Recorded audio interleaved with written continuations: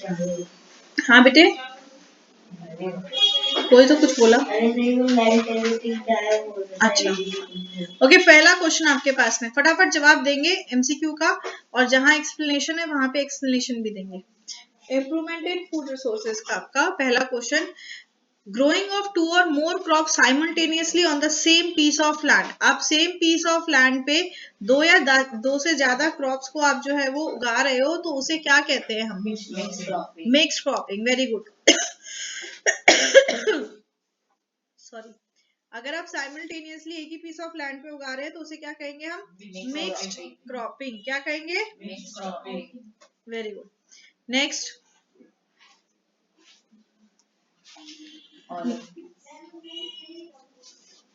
preventive and control measure adopted for the storage of grains include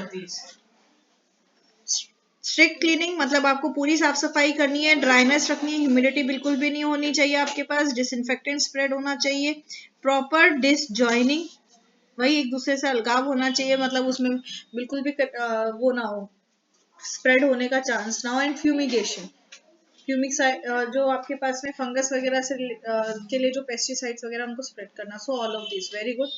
next, third, plants acquire nitrogen from soil. बहुत अच्छे। Next, organic farming. अरे मार खाएगा, रुक जा। What do we call the kind of farming with no use of chemicals? कोई chemical, organic farming. आप chemicals का बिल्कुल भी इस्तेमाल नहीं कर रहे हैं, पक्का?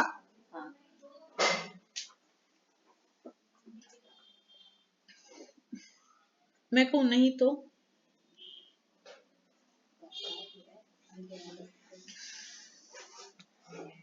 क्या करते हैं ऑर्गेनिक फार्मिंग में, ये बताओ। मैन्योर का यूज करते हैं, मतलब कोई भी केमिकल फर्टिलाइजर वगैरह यूज नहीं करते, नेचर से तो मिला उसको यूज करते,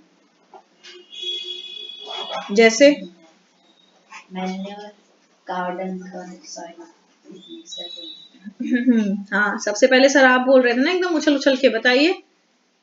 कोई वैसी सीड का यूज नहीं करते जो केमिकल बने हुए, जो जल्दी वो क्रॉप ग्रो करे। तो किसका यूज करते हैं? तुम ये बता रहे हो ऐसी चीज का यूज नहीं करते, तो किसका करते हैं? कंपोस्ट का यूज करते हैं। किसका यूज करते हैं? कंपोस्ट का यूज करते हैं। आप मिन्योर्स का यूज कर रहे हैं, कंपोस्टिंग का यूज कर रहे हैं, फील्ड को फैलो छोड़ रहे हैं हमारे पास में। So it's organic farming. Next, question number 5, fertilization between genetically different species is referred as hybridization. क्या कहते हैं?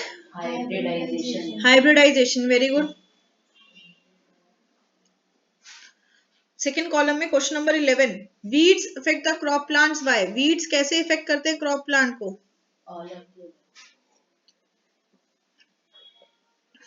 पहला है killing the off plants in the field before they grow.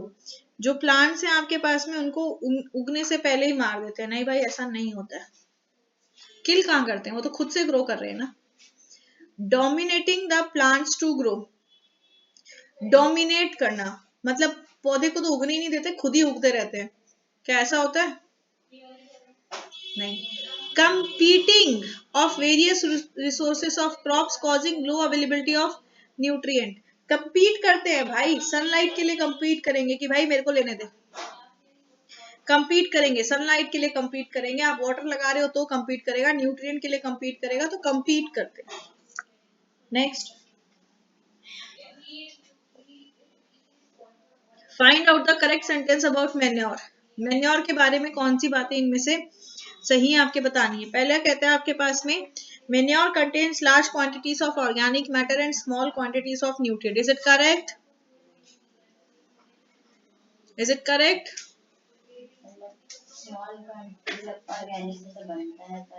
Nutrient भी तो उसमें स्मॉल क्वांटिटी में होता है आपके पास, इसीलिए तो मैन्योर के ऊपर हम फर्टिलाइजर को प्रेफर करते हैं, क्योंकि मैन्योर में जो न्यूट्रिएंट्स हैं आपके पास लाइक नाइट्रोजन, फास्फोरस, पोटैश, ये लो क्वांटिटी में अवेलेबल होते हैं। तो 1 इज करेक्ट। फिर कहता है it increases the water holding capacity of Sandy soil. Is it correct? Water holding capacity को इंप्रूव करता है, यस करता है सैंडी सॉइल में आपके पास में। Next, it helps in draining out excess of water from clay in soil.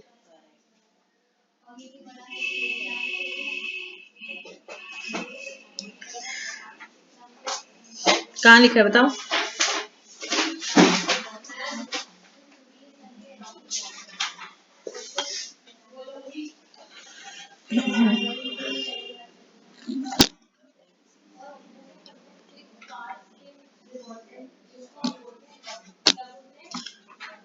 पर वो ड्रेनेज है। चलो ठीक है। Third, it's excessive use pollutes environment because it is made up of animal excretory waste. गलत है, मतलब आपका 1, 2 और 3 करेक्ट है। तो कौन सा ऑप्शन है 1, 2, 3 का?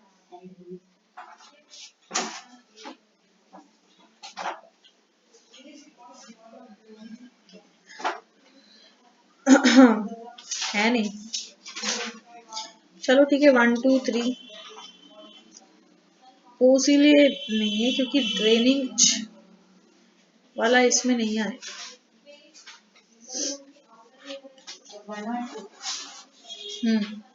मोस्ट अप्रोप्रिएट 1 और 2। मोस्ट अप्रोप्रिएट आपके पास में 1 और 2। वाटर लॉ, देखो ड्रेनेज का क्या हुआ आपके पास में कि पानी खड़ा नहीं होगा, पानी तुरंत सीप आउट हो जाएगा। और ये ड्रेनिंग आउट बोल रहा है। ड्रेनिंग आउट का मतलब क्या हो जाता है आपके पास में कि वहां से बाहर निकालते हैं, तो बाहर तो नहीं निकाल सकता ना। समझ में आ रही है बात? There is a difference between draining out and drainage, इसलिए। तो 1 and 2 is correct answer, that is option B. Next, which one of the following nutrients is not available in fertiliser? इनमें से कौन सा आपके पास फर्टिलाइजर में अवेलेबल नहीं है? कौन सा? एक सेकंड रुकना बेटा, थोड़ा सा। Thank you. कौन सा? यस, आयरन आपके पास में अवेलेबल नहीं होता आपके पास फर्टिलाइजर्स में। Next, poultry farming is undertaken to race. Poultry farming क्यों किया जाता है? Both egg production and chicken meat आपके पास में, ठीक है, both A and C, option D. Next, what are broilers? Broilers क्या होते हैं?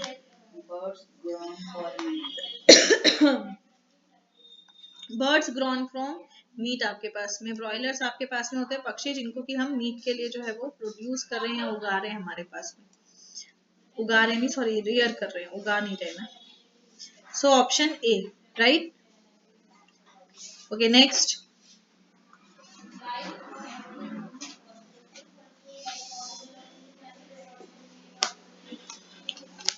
Sixteen, birds grown for obtaining egg are. कौन से बर्ड्स को हम जो है वो एग के लिए, अंडे के लिए रखते हैं? लेयर्स।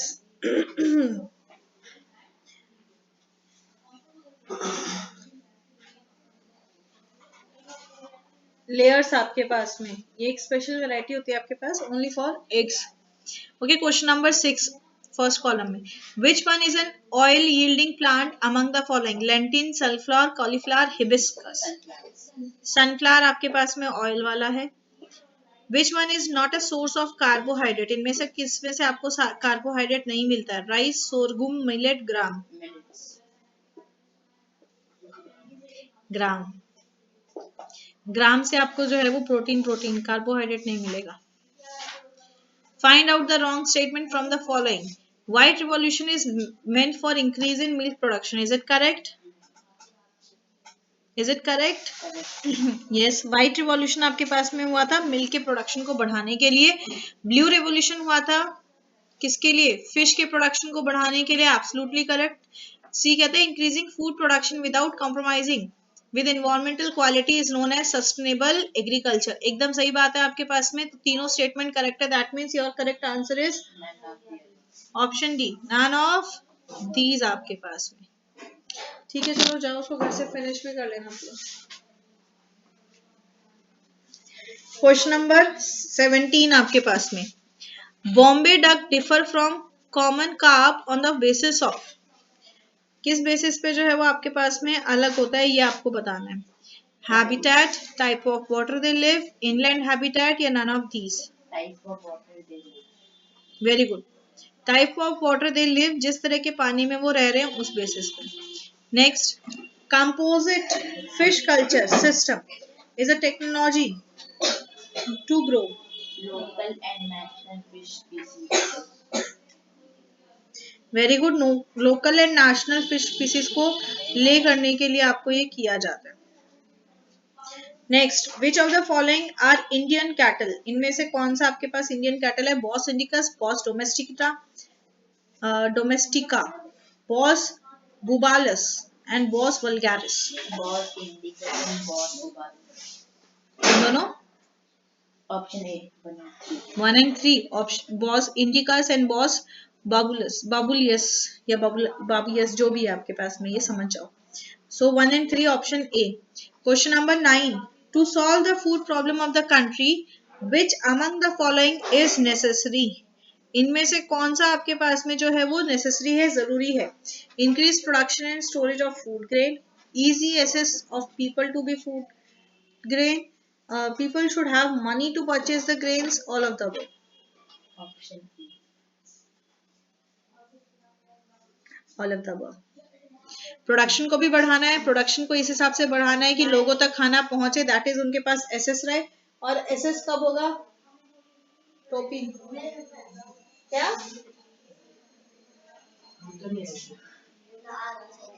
हाँ तो जा, पर कैप तो पहना।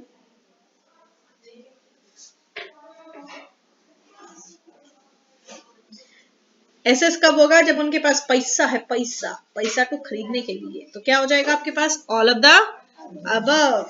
Okay, find out the correct sequence, कहता है इनमें से करेक्ट सीक्वेंस क्या होगा? मैंने पहले कौन बताना है आपने? करेक्ट सेंटेंस कौन सा क्वेश्चन बेटा है? अच्छा सॉरी, सेंटेंस। ओ भाई, मेरी आंखों को क्या हुआ है? दीदी के आंखों का नंबर बढ़ गया रे, मतलब चश्मे का नंबर बढ़ गया रे। Okay, hybridisation means crossing with one genetically dissimilar plants, is it correct? हाँ जी, हम डिजायरेबल क्वालिटीज लेते हैं आपके पास में, किनकी? भाई जेनेटिकली डिसिमिलर होते हैं आपके पास, जिनको कि हम हाइब्रिडाइज करा के, क्रॉस ओवर करा के। तो ए तो करेक्ट, मतलब फर्स्ट तो करेक्ट है। सेकंड कहता है cross between two varieties is called as inter specific hybridisation, is it correct? Intra कहते हैं, नॉट करेक्ट। तो थर्ड है introducing genes of desired character into a plant gives genetically modified crop, is it correct? एकदम correct है आपके पास, new आ जाता है desired वाला आपके पास में। Cross between plants of two species is called intervarietal hybridization, is it correct? नहीं, फॉल्स। तो आपका 1 and 3 आपके पास में करेक्ट आंसर है। क्वेश्चन नंबर 20, नेक्स्ट कॉलम में, which one of the following species of honey bee is an Italian species, इनमें से कौन सी आपके पास में इटालियन है आपके पास में? Yes, Apis mellifera is an Italian species. Next, question number 21, cattle husbandry is done for the following purposes, कहता है कैटल हस्बेंड्री क्यों किया जाता है? मिल्क प्रोडक्शन के लिए, एग्रीकल्चरल वर्क के लिए, मीट प्रोडक्शन के लिए या एग प्रोडक्शन के लिए? यस, 1, 2 and 3 आपके पास। आप मिल्क प्रोडक्शन भी करेंगे आपके पास में, एग्रीकल्चर भी करेंगे आपके पास, और meet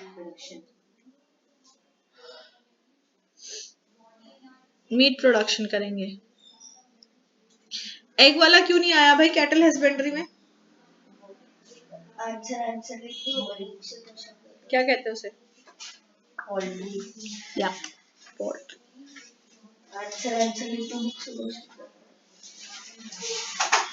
Which of the following are exotic breeds, कहता है इनमें से कौन सी exotic breeds हैं, आप ये बताइए। Brown, Jersey, brown Swiss, Jersey Swiss. Brown और जर्सी स्विस। ब्राउन और जर्सी स्विस। अच्छा, एक बार चेक करिए, जर्सी एंड ब्राउन स्विस नहीं होना चाहिए, देना एक बार सुशांत।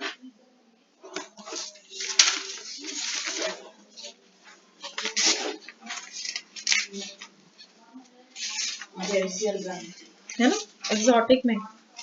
कभी कभी इतने कॉन्फिडेंस के आंसर देते हो, मुझे लगता है अबे कहीं मैं ही तो गलत नहीं पढ़ा रही हूँ। ये लिखा देखो यहाँ पे आपके पास में, मैंने ये शॉर्ट नोट्स क्यों दिए हैं, इसीलिए तो दिए कि आप इन शॉर्ट नोट्स में से जो है वो देखो। एग्जॉटिक में क्या आता है आपके पास, exotic are Jersey and brown Swiss, means second and third, तो option B is the correct answer. Next assertion कर ले साथ में ही। Okay, next column, question number 28। Assertion कहता है cereal such as wheat, rice, maize and millets provide us carbohydrate, is it true? Correct है क्या 28 assertion?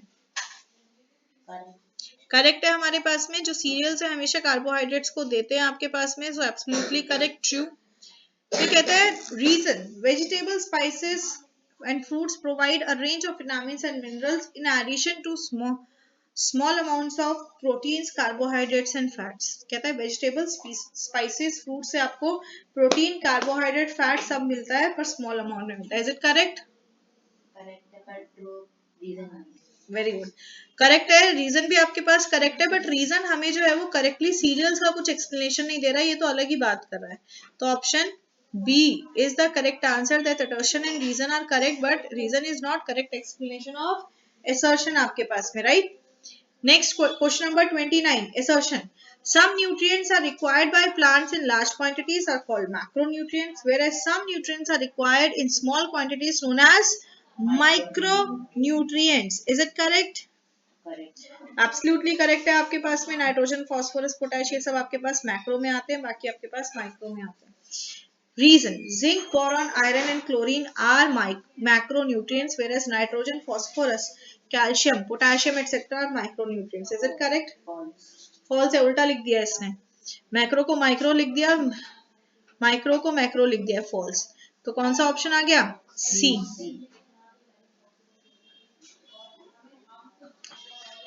Next assertion, and in question number 30, in intercropping, two or more crops are grown simultaneously on the same piece of land and there is no definite pattern for sowing the seeds. बोलो। False false। क्या गलती है इसमें? Pattern में होता है ना, जैसे एक लाइन में वेरी गुड, पैटर्न में होता है आपके पास में एक पर्टिकुलर 2 या 3 रो एक की, फिर 2-3 रो दूसरे की, फिर एक की, ऐसे होता है। Reason, intercropping ensures maximum utilization of nutrient and prevents spread of diseases and pests. Is it correct?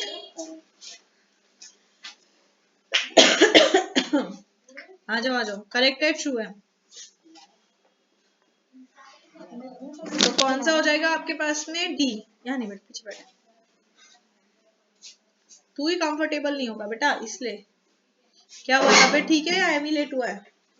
तबीयत ठीक है, फिर क्यों लेट हुआ? तो तबीयत ठीक कैसे हुई फिर? अरे सर दर्द हो रहा था। टोपी तो लगाई नहीं होगी। बस यही बचता है जिंदगी में।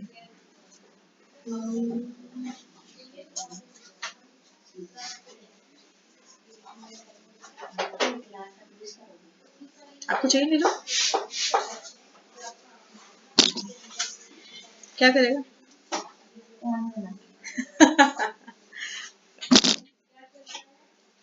Okay, question number 23. Poultry fowl are susceptible to the following pathogens. मतलब कौन कौन से पैथोजेंस वहां पे प्रेजेंट होते हैं जिससे कि आपके पास में बीमारी हो सकती है? वायरस, बैक्टीरिया, फंगी, यस सारे होते हैं, all of these. Which one of the following fishes is a surface feeder? इनमें से कौन सा आपके पास में सरफेस फीडर है, आपको ये बताना है। रोहूस, मिर्गाल्स, कॉमन कार्पस या cutlets? Cutlets. Animal husbandry is the scientific management of what? Animal breeding, culture of animal, animal livestock or rearing of animal? Animal breeding, animal life. livestock or rearing of animals. Option D. Animal breeding है, animal livestock है, rearing of animal है, मतलब second part नहीं है, that is option D. Okay okay, question number 31 assertion. Beekeeping is the practice of rearing bee to get honey and wax. Is it correct? आपके पास है ना? कौन सा क्वेश्चन है? Question number 31 assertion. 26 नहीं है? 21 was 31. ऐसे हम राइट लेफ्ट कर रहे हैं ना? Question number 29. या क्वेश्चन नंबर 31 आपके पास, bee keeping is the practice of rearing bee to get honey and wax. Is it correct? Correct है, absolutely correct, true. Reason: pasturage is the availability of flowers to the bees for nectar and pollen collection. Is it correct? Correct है. क्या correct explanation है?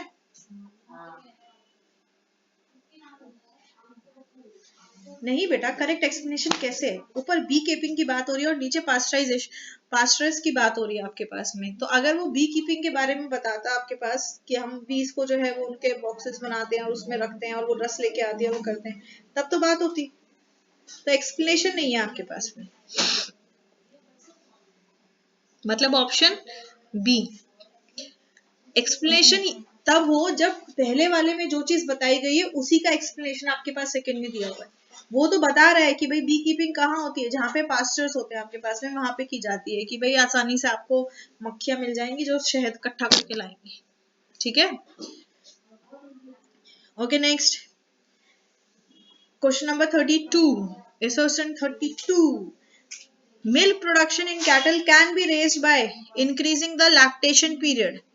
आप lactation period को बढ़ा के milk production को बढ़ा सकते हैं. Is it correct? What is lactation period? जब तक वो दूध बर्थ से लेके,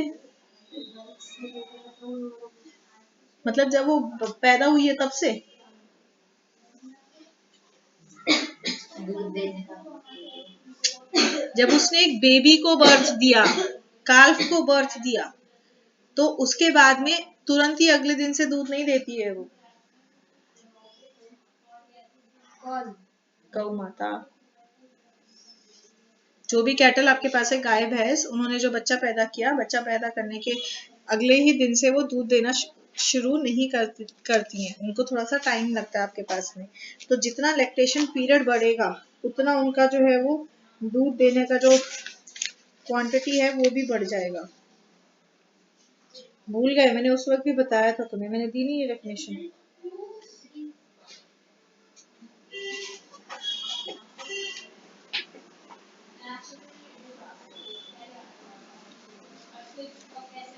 कैसे छूट गई है मेरे से? अगर मैग्नीशियम और सल्फर ऑक्सीजन के कांटेक्ट में आता है तो क्या होगा? अगर मैग्नीशियम और सल्फर के कांटेक्ट में आएगा तो क्या होगा? ऑक्साइड बना लेगा.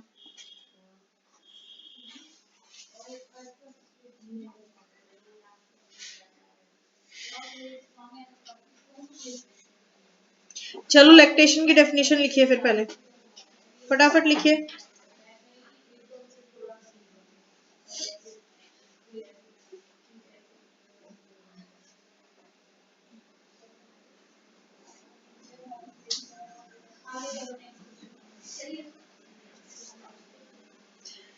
Lactation period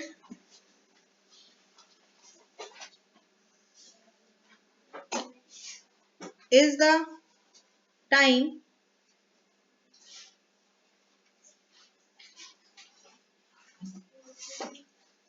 after a female mammal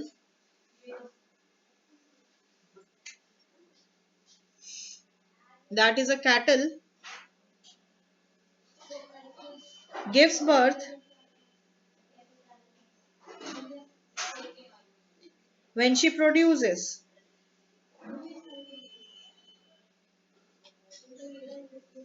and secretes milk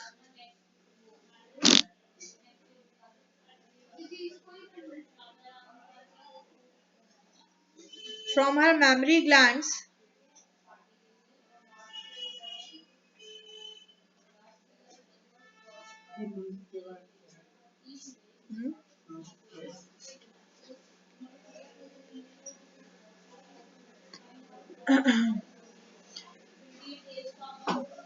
milk के बाद क्या है आपके पास? From her mammary glands. Mammary glands मतलब याददाश्त वाले नहीं, mammary, MAMMARY, mammary. Milk producing जो ग्लैंड्स होते हैं उन्हें कहते हैं mammary glands. To feed her young.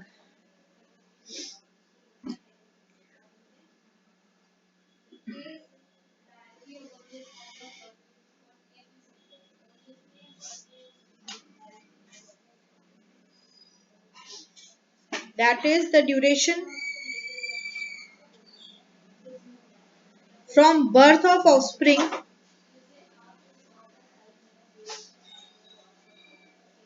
until the milk production stops.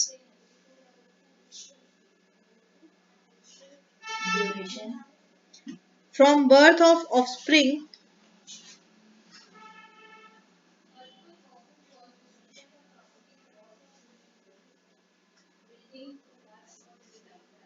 until milk production stops. It is a vital process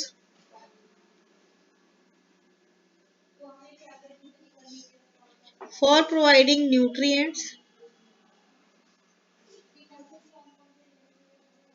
and antibodies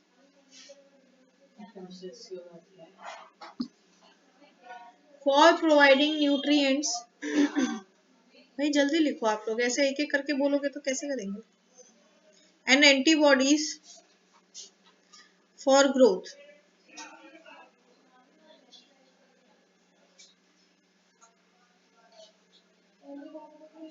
For cows it is about 10 months.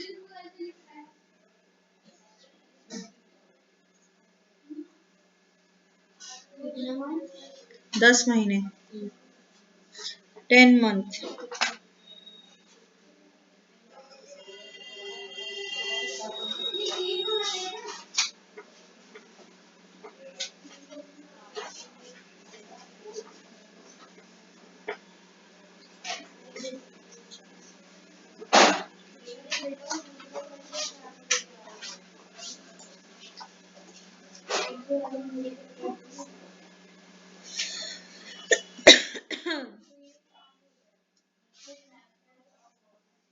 समझ गए ना कि गाय का मतलब गाय या भैंस है, उसके बछड़े के पैदा होने से लेके जब तक उसका प्रोडक्शन ऑफ मिल्क आपके पास में, दैट इज, याद रख लें, बहुत इंपॉर्टेंट है, कई बार पूछा जाता है। ओके, सो असर्शन कर रहे थे 32 हम। Milk production in cattle can be raised by increasing the lactation period. Is it true? True.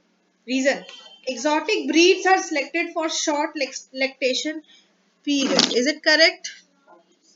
False आपके पास में, क्योंकि हम lactation period हमेशा बढ़ाएंगे, छोटा नहीं करना कभी। तो false। कौन सा ऑप्शन? C।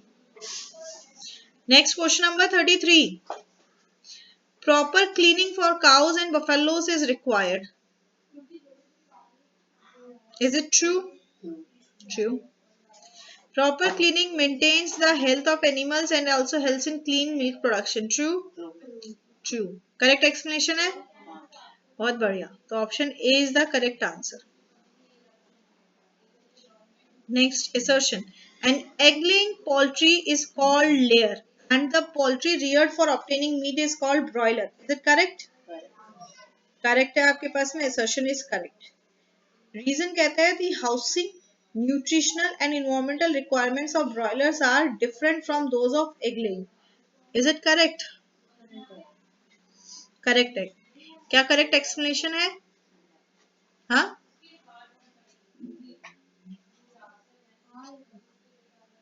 थर्टी फोर बेटा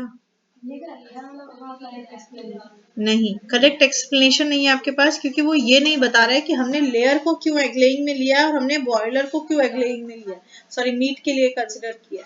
वो तो ये बता रहा है कि दोनों की कंडीशंस जो है वो आपके पास में अलग अलग होती हैं, पर ये नहीं बता रहा है कि हम क्यों उसको पर्टिकुलरली मीट के लिए सिलेक्ट कर रहे हैं, क्यों हम दूसरे को पर्टिकुलरली एग के लिए सिलेक्ट कर रहे हैं।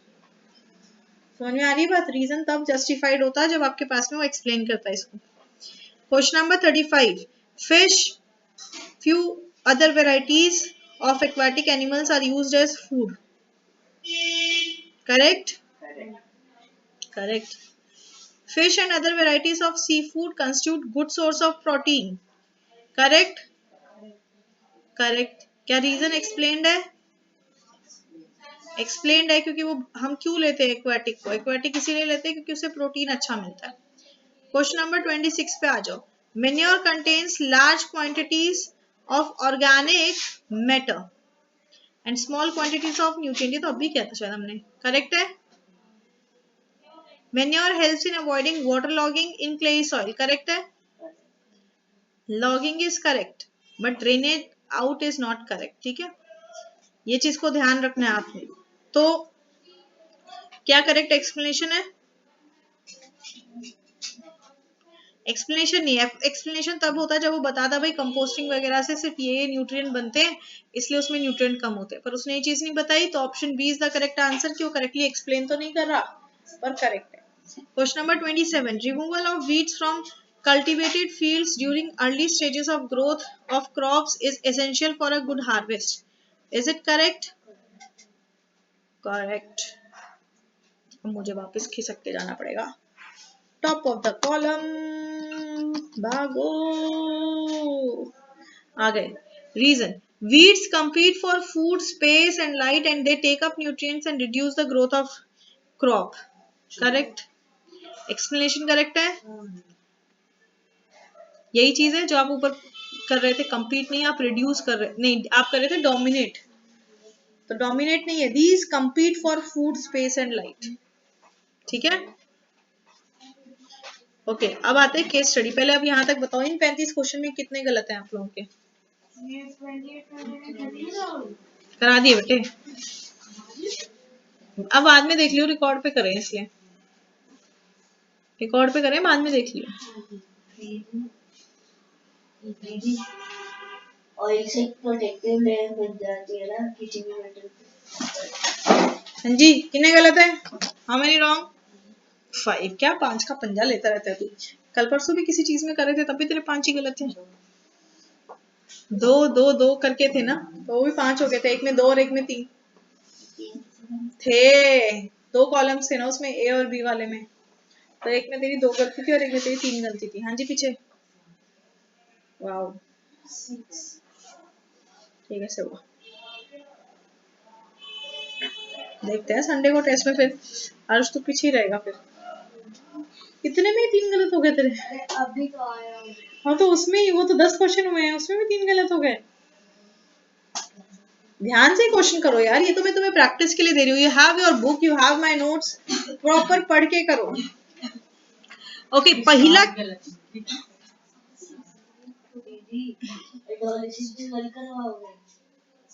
करा तो दिया बेटा कितनी बार. नहीं वो नहीं. हाँ, वो टेस्ट कर दे देना. हाँ, पूरे नहीं है. तो पूरे ही तो गिनने और क्या करने हैं.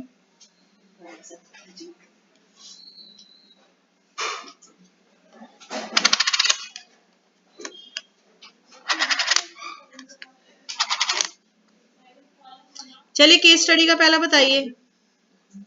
अरे बाद में देख लियो आरुष, अभी कर लेते हैं. पहला आपके पास the crop sown in October November and harvested in March April. अभी जो उगाई गई हैं और फिर काटी जाएंगी इन्हें क्या कहेंगे? रबी क्रॉप्स कहेंगे. What kind of weather do kharif crops require? कैसा चाहिए? Hot and wet. आपको पता है समर में उगाए जाएंगे तो कैसा क्लाइमेट चाहिएगा आपके पास में? हॉट एंड वेट आपके पास में चाहिएगा. नेक्स्ट. हाँ, choose the correct combination of rabi crop. आपको रबी क्रॉप्स का जो है वो करेक्ट कॉम्बिनेशन आपके पास में चूज करना है. क्या है करेक्ट कॉम्बिनेशन? बहुत बढ़िया. वीट ग्राम. ग्रीन ग्राम या ग्राम? सिर्फ ग्राम. वीट ग्राम मस्टर्ड लिंसेड आपके पास में. विच of the following is a protein containing kharif crop? कौन सी है प्रोटीन वाली? All of these. सारे के सारे जो ये दालें शाले होती है ना, ये प्रोटीन दे दिया आपको, तो all. Next. Which of the following is correctly matched? मटर कह रहा है खरीफ है, कॉटन कह रहा है राबी है. इसके बाद क्या पिक्चर है? उसके बाद ये कैसी टीचर है, थोड़ी सी मुझे भी नहीं समझ में आती है, पर कोई नहीं, मुझे तो आंसर पता है। उसके बाद में वीट है ए, सही बतानी है ना भाई। करेक्टली कौन सी है? मटर है खरीफ क्रॉप, कॉटन तो खरीफ ही है, रबी लिखी हुई है, हाँ कि नहीं? और नीचे वीट है, वीट तो अपने पास में रबी है, तो ए। अगला सवाल कैटल फार्मिंग पे बेस्ड है। Okay, select the incorrect statement about proper cattle management. गलत स्टेटमेंट बताना है आपको प्रॉपर कैटल मैनेजमेंट से रिलेटेड। ओके, कहता है कि proper cleaning of shelter facilities are required. क्या जरूरी है? सही है गलत है? स्टेटमेंट सही है, हमें तो गलत बतानी है, तो ये तो सही है। फिर कहता है cattle feed should only include roughage. क्या कैटल फीड में सिर्फ रफेज होना चाहिए? नहीं, यही स्टेटमेंट आपके पास फिर गलत हो गई आपके पास, क्योंकि हमें और भी जो है वो उसमें कंस्ट्रेंट्स चाहिए होते हैं। तो सेकंड गलत है। थर्ड को देखो, element should be sheltered under well ventilated roof shades. Is it correct? Absolutely correct है। नहीं करोगे तो फिर उनको जो है वो डिजीजेस हो सकती है, पेस्ट वगैरह डेवलप हो सकते हैं। Four, the floor of the cattle shed needs to be sloping so that it facilitates cleaning. Is it correct? Absolutely correct. तो एक ही आपके पास गलत है, सेकंड वाला। तो option B is the correct answer, only 2। Next, which of the following breeds of cow shows excellent resistance of disease? कौन सा breed है जिसमें बीमारी बहुत ही कम होती है सर? है रेड सिंधी। रेड सिंधी में कम होती है, ठीक है। साहीवाल में भी कमी होती है, ठीक है। Both A and B. Which of the following organs of cattle is affected by worms? कौन कौन से organs में जो है वो कीड़े पीड़े लग जाते हैं?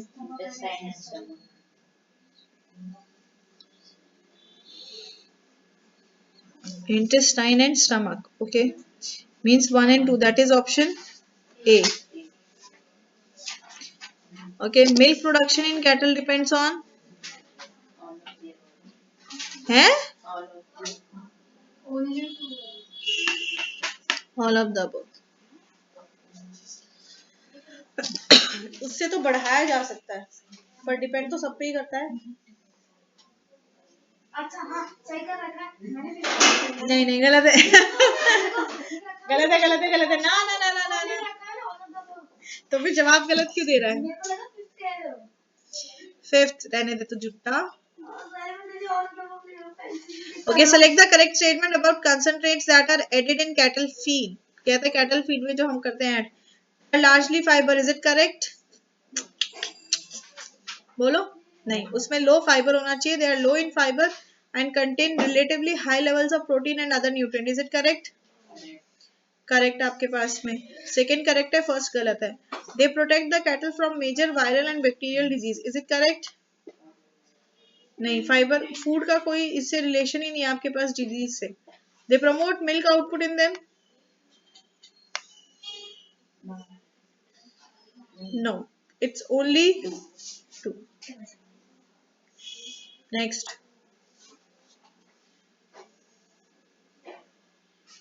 Okay, differentiate between capture fishing and culture fishery. Now you have to differentiate between them कि capture fishing क्या होती है और culture fishery क्या होती है, बताइए। Capture fishing is done in natural the water bodies और जो culture fishing होती है वो artificially की जाती है, मतलब surrounding environment बना के। और culture fishing वो artificially होती है। कैसे? aquarium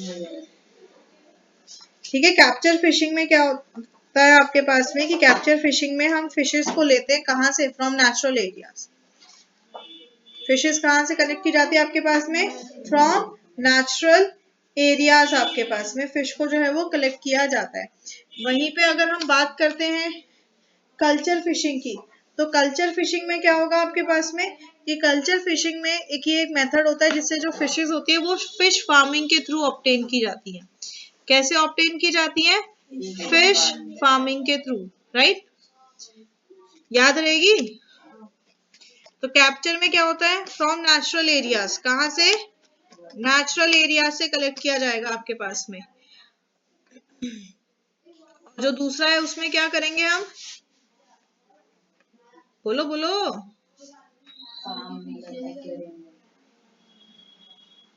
जोर से बोलो यार, अभी तो मैंने आपको बता दिया।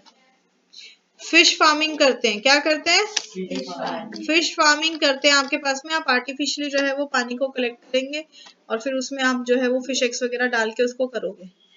Okay, next is inland fishery. What is inland fishery, और मरीन फिशरी, मरीन वाटर में सॉल्ट ओशियन सीज होते हैं। और कोई थोड़ा सा ऐड करो इसमें भाई। ये तो जो आपके पास में इनलैंड फिशरी की जाती है, वो इनलैंड फिशरी आपके पास में फ्रेश वाटर में भी की जाएगी आपके पास में, और इसमें ब्लैकिश वाटर में भी की जाएगी आपके पास में। वहीं पे अगर हम मरीन फिशेस की बात करें आपके पास में, तो इसमें जो रियरिंग की जाती है आपके पास में, वो रियरिंग कहाँ की जाएगी, सी वाटर में बेटे। कहाँ की जाएगी, सी वाटर में आपके पास में, याद रहेगी ना बात। इनलैंड फिशरी कहाँ होती है, फ्रेश वाटर और ब्लैकिश वाटर में, और मरीन वाली कहाँ होती है आपके पास में, सी वाटर में आपके पास, राइट। नेक्स्ट कहता है आपके पास में, mention the names of some marine fish of high economic value. कुछ फिश के नाम आपको बताने हैं जिनकी जो इकोनॉमिक वैल्यू है आपके पास में वो बहुत ज्यादा है, बताइए क्या। Very good, we have mullets और भेटकी, प्रॉन्स, ये आपके पास ऐसे हैं जिनकी जो है आपके पास में बहुत ज्यादा होती है। फिर कहता है शेल फिश के एग्जांपल्स बताओ, बताओ।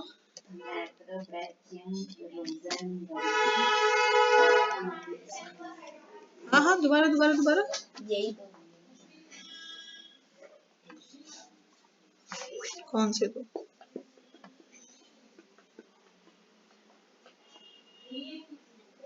तो इसका इजी बता देती हूँ ना। प्रॉन्स और मोलस्कस आपके पास में, इतने भयंकर नाम तो आपको याद ही नहीं होने वाले।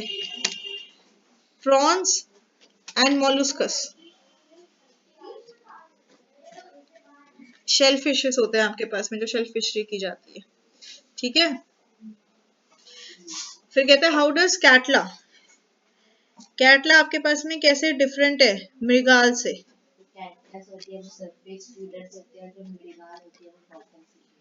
वेरी गुड, कैटलस जो होती है आपके पास में, ये सरफेस फीडर होती है, मतलब ये ऊपर ऊपर रहेगी दाने को खाने के लिए, या फिर जो भी आपके पास में छोटी फिशेस है उनको खाने के लिए। वहीं पे जो आपके पास में मृगाल होती है वो बॉटम फीडर होते हैं, राइट। चलिए, बहुत अच्छी बात है। नेक्स्ट कहता है, अब आपको एक ग्राफ दे दिया, इन्वायरमेंटल फर्टिलाइजर्स एंड इनवेसिस पे आपको एक ग्राफ दिया आपके पास में। Now it says why does plot B show sudden increase and then gradual decrease in the yield, बताओ। प्लॉट भी है उसमें फर्टिलाइजर से जो है मतलब ज्यादा यूज करते हैं तो फिर सॉइल इरोजन होती है। लाउडर बेटा। Excessive use of fertiliser led to soil erosion, इसकी वजह से क्रॉप प्रोडक्शन है वो कम होता है। हाँ जी, और कोई। पहले तो आपके पास सडन इंक्रीज है ना, दो चीजें पूछी हैं कि प्लॉट बी में एक सडन इंक्रीज हो रहा है। सडन इंक्रीज क्यों हो रहा है, दोनों चीजें बतानी है बेटा, क्वेश्चन को देखा करो, क्वेश्चन में दो चीजें पूछी है। पहला कहता है कि आपके पास में प्लॉट बी में सडन इंक्रीज हो रहा है। सडन इंक्रीज क्यों हो रहा है आपके पास में, ड्यू टू रिलीज ऑफ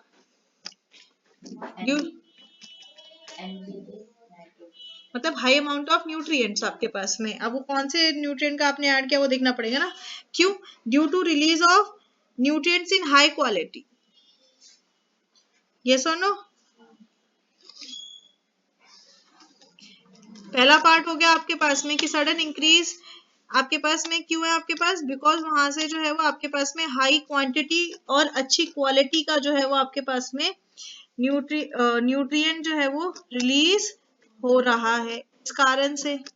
अब दूसरा पार्ट देखो, दूसरा पार्ट क्या कहता है आपके पास में, ग्रेजुअल डिक्रीज क्यों मिल रहा है फिर आपको, बोलो ग्रेजुअल डिक्रीज क्यों क्यों आपके पास में, लाउडर लाउडर।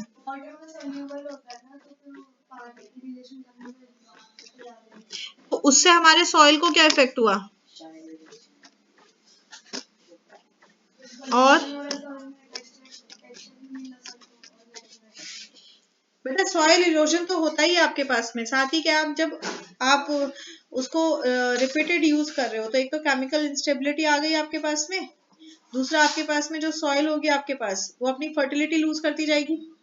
जब आप ओवर यूज कर रहे हो तो क्या होगा, फर्टिलिटी लूज करती जा रही है, उसको रिप्लेनिशमेंट तो मिल नहीं रहा ना। तो आपके पास में इसका क्या है कि जब आप कंटिन्यूस यूज करते हो आप केमिकल फर्टिलाइजर्स वगैरह का, तो उससे सॉइल अपनी फर्टिलिटी को लूज कर देता है, और जैसे सॉइल हमारी अपनी फर्टिलिटी को लूज करता है तो वैसे वैसे डिक्रीज होता जाएगा। समझ में आ गई बात। Next, why is the highest peak in plot A gradually slightly delayed, बताओ। कहता है प्लॉट ए में आपके पास में जो पीक आ रही है वो जल्दी नहीं आ रही है, वो लेट आ रही है, क्यों। प्लॉट ए में क्या डाल रहे हैं हम, लाउडर, मैन्योर। तो मैन्योर जो है वो आपके पास में न्यूट्रिएंट्स को तो सप्लाई करते हैं, पर एक तो कम अमाउंट में करते हैं और स्लो रेट पे सप्लाई करते हैं। फर्टिलाइजर डाला, आपने डाला, पानी छिड़का, न्यूट्रिएंट एब्जॉर्प्शन चालू हो गया, पर फर्टिलाइजर में क्या है आपके पास में, पहले वो मिक्स होगा, अर्थवॉर्म बनेगा, वो उसके प्रॉपर जो है वो ब्रेक डाउन करेगा, फिर वो रूट्स एब्जॉर्ब करेंगी। तो मैन्योर्स न्यूट्रिएंट सप्लाई तो करते हैं बट एट स्लो रेट। कैसे सप्लाई करते हैं, स्लो रेट। तो इसलिए आपके पास में जो पीक है वो थोड़ा लेट आता है, समझ गए। नेक्स्ट कहते हैं third, what is the reason for the different pattern of the two graphs, क्या रीजन है ये जो अलग अलग पैटर्न बन रहे हैं दोनों ग्राफ्स में। एक में मतलब ऑर्गेनिक चीज है, एक में केमिकल,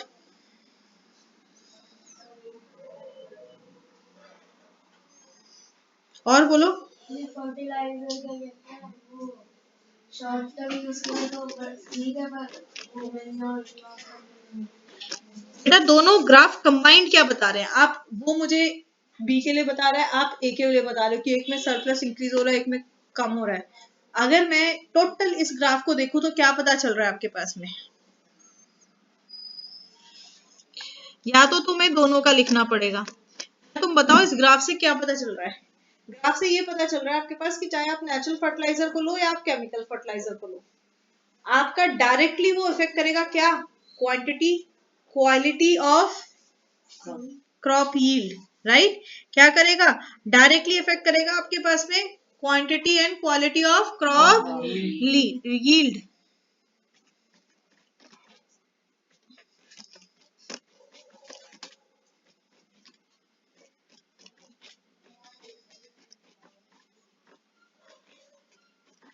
समझ में आ गई बात। This will directly affect the quantity and quality of crop yield. Next question number 4 कहता है name the nutrients which are supplied by green manure to the soil, कौन से न्यूट्रिएंट एंड जो ग्रीन मैन्योर जो होती है वो सॉइल को सप्लाई करती है, बताइए। वेरी गुड, दो न्यूट्रिएंट है आपके पास में जो ग्रीन मैन्योर सप्लाई करता है, that is nitrogen and phosphorus, right. Next, how is the use of manure particularly useful for sandy soil, बताइए। they bind the sandy soil which helps to make the soil porous. Then उससे soil पे क्या effect हुआ, Fertility increase जाएगी और water yes, water holding capacity of soil, soil का texture improve होता है जिससे कि वो पोरस हो जाती है आपके पास में, तो सॉइल की वाटर होल्डिंग कैपेसिटी क्या होगी आपके पास में, इंक्रीज हो जाएगी। क्या हो जाएगा, वाटर होल्डिंग कैपेसिटी आपके पास में इंक्रीज हो जाती है। राइट? याद रहेगी बात? चलिए, बहुत अच्छी बात है। यहां तक कितने क्वेश्चंस में कोई डाउट है? एक बार फटाफट देख लीजिए, कोई डाउट है तो पूछिए।